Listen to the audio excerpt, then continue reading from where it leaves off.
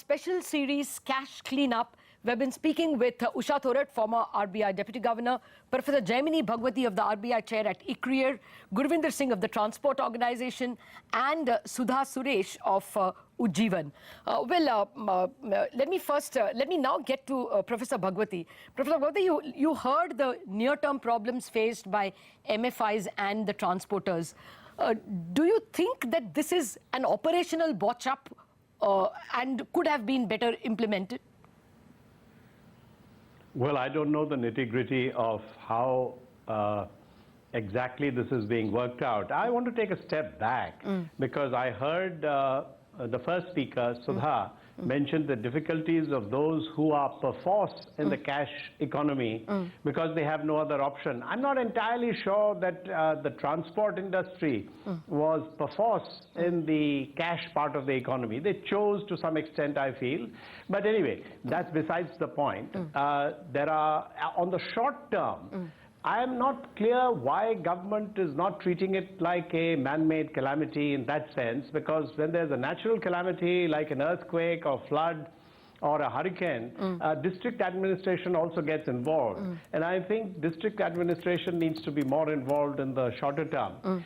But in the longer term, I think government has to explain that this pain, and I don't know whether you want me to explain this now, and in terms of my understanding, government needs to explain that those who are perforce in the cash economy are facing a lot of hardship, and it has to be explained to them that why this is necessary in the longer term, because this, I feel, is Prime Minister Modi's the most important political/economic decision since he came to power in May 2014.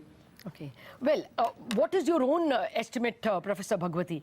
What can, the near-term loss is not just in terms of the operational pain that the transport operators and the microfinance guys are detailing to you, with trucks getting stranded. A lot of SME companies, steel utensils companies told us that, plastic mugs makers told us. Business has come to a standstill for many of these guys because transport has come to a standstill. More as an economist, do you think that there is so much long-term gain over here that is offset by this near-term loss? You're absolutely right. This needs to be thought through. When we talk about the near-term pain, it is not just the pain of those who are involved in the cash economy. There will be an economy-wide downturn. My sense is this cash crunch will lead to lower inflation, but it will also lead to lower growth as economic activity either slows down or stops in various segments of our economy. The longer-term gain is only possible if we are able to not address just the stock of unaccounted wealth, but also the flow in terms of how it gets accumulated. And for that to happen, demonetization is not enough. We need to phase out all notes beyond 100 rupee notes. I don't think there is anybody who's poor who gets a monthly income of more than 30,000. And 30,000 you can disburse in 100 rupee notes. So along with what is going on right now, it should be explained to people that over time, over the next 2 years, 3 years, depending upon how convenient and feasible it is for RBI and the government to do this, we should phase out 500,000 rupee notes and definitely not have 2,000 rupee notes.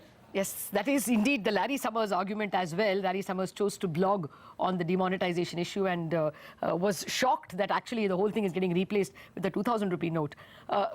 Professor Bhagwati, is this the right way to look at it? I am given to understand that people are looking at a 2 percentage point fall in the GDP in the current year. Now, for a 150 lakh crore economy, a 2 percentage point GDP fall from a potential growth of 7 to 5% would mean a loss of about 3 lakh crore rupees. Now, if at the end of this exercise, instead of 15 lakh crore, only 12 lakh crore comes and, 3 lakh crore is gone, that is the gain the government thinks it has made, this whole demonetization arithmetically is a zero, isn't it? You thought you're gaining 3 lakh crore, you've lost 3 lakh crore in GDP. Isn't it a zero? How would you rate this arithmetic? No, you're comparing a one-time problem that will happen in terms of lower growth to something which will accumulate over time in terms of unauthorized, or should we say unaccounted wealth.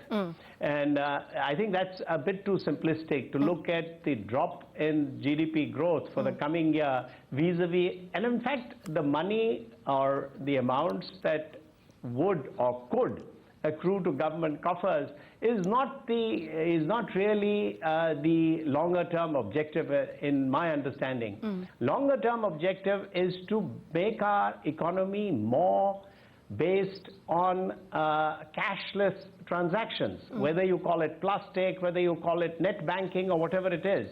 And if you do that, it enhances financial sector efficiency because cashless transactions are faster, and that would have multiplier effects on the economy. So that is what we have to look at as our longer term objective, along with making our society less prone to corruption of the more egregious sort, which then obviously demotivates people at lower levels. Well, Guruvinder will tell you that even now he is asking for cash more because he can pay petty cash to people who ask him bribes at Nakas. So clearly, you know, the corruption, if you are looking at weeding out the stock of ill-gotten gains or tax evaded money, it is getting created even as we speak, or so it seems. But Mrs. Thorat, you know, if the idea was, as Professor Bhagwati is saying, that we have to move towards cashlessness, that, you know, Gurvinder's fleet and those like him have to move towards cashlessness, did you need demonetization for it? I mean, we now realize, and today that's very much the headline, that the merchant discount rate is one reason why people don't want to use plastic, because you're losing some 1% of your earnings, whereas if you handled cash, you would lose only 0.1%. Now, if the merchant discount rate has got to be abolished in some fashion so that people will take plastic, that is the way to go, isn't it? How will demonetization increase digitization? Yeah, I think you are absolutely right. I think we should focus on the main point that you were saying. But before that, I just feel one more point which I want to make to ease the short-term pains, and that is, I think it's absolutely necessary to replace currency with credit. You know, because ultimately you have actually tightened the liquidity in the system because, and although from the reverse repo you could look as excess liquidity in the system, but it's all sitting with the banks and with the Reserve Bank.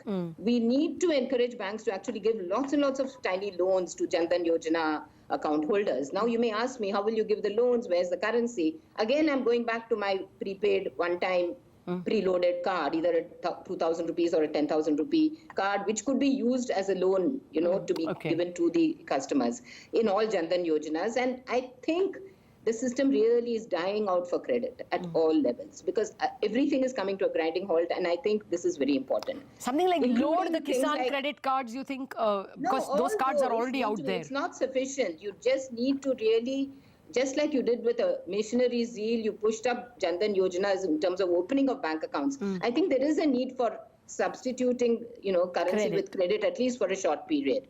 And through these bearer cards, which are as good as currency, and allow access to the UPI, you know, and really push it. So I think I agree with you. Demonetization is not the, not the way to really push it forward to a cashless economy. I think demonetization has got a lot of other objectives, which are really, you know, the whole world of accounted money, and it's not only accounted. Look at all the transactions. Look at property transactions. And I think the one big thing that has happened is it has put a certain amount of fear in the system from on one side with people who are dealing with this kind of transactions, and the other thing is, as far as the common person is concerned, he's been so very patient. He's been so very understanding, and he's been so very accommodated simply because he feels ye acha hua.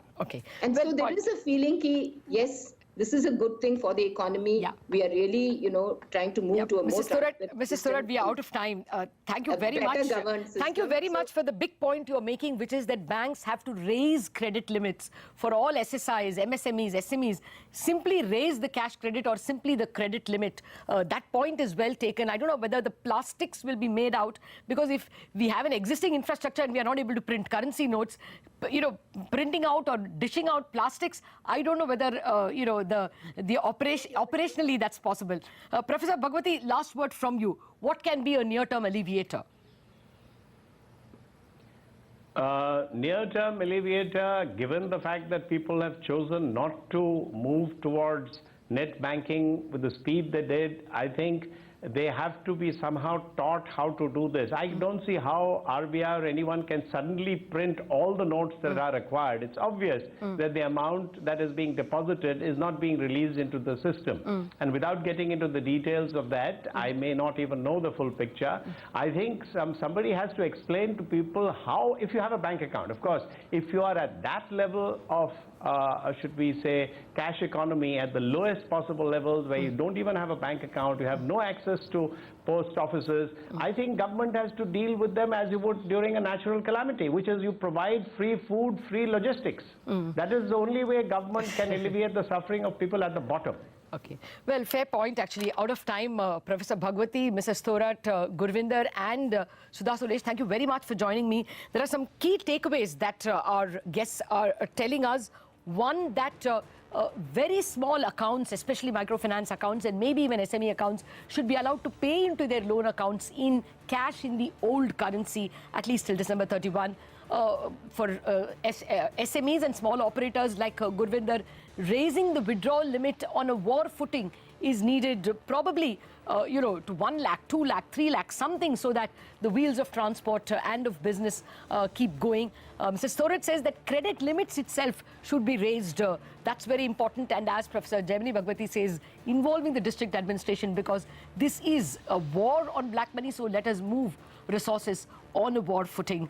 That's the key takeaway from our panel. Thank you very much for watching this special edition of the Cash Cleanup.